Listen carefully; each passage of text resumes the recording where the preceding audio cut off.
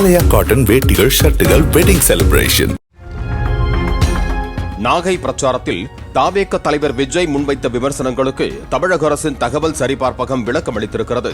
மண் அரிப்பை தடுக்க உருவாக்கப்பட்ட அலையாத்தி காடுகளை காக்க தமிழக அரசு எந்த நடவடிக்கையும் எடுக்கவில்லை என விஜய் பேசிய நிலையில், தமிழ்நாட்டில் அலையாத்தி காடுகளின் பரப்பளவு 2 மடங்காக உயர்ந்துள்ளதாகவும், நாகை மாவட்டத்தில் 586 ஹெக்டேர் நிலப்பரப்பில் சதுப்பு நில காடுகள் அமைந்திருப்பதாகவும் தகவல் சரிபார்ப்பகம் தெரிவித்திருக்கிறது.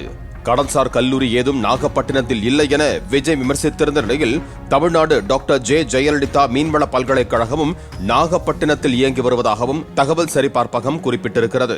மேலும் பிரதமரோ உள்துறை அமைச்சரோ தமிழ்நாட்டுக்கு வரும்போது நிபந்தனைகளை விதிப்பீர்களா என விஜய் எழுப்பிய கேள்விக்கு, சென்னையில் 2024ஆம் ஆண்டு ஏப்ரல் 9ஆம் தேதி பிரதமரின் பேரணிக்கு காவல்துறை 20 நிபந்தனைகளை விதித்ததாகவும் விளக்கம் அளிக்கப்பட்டிருக்கிறது.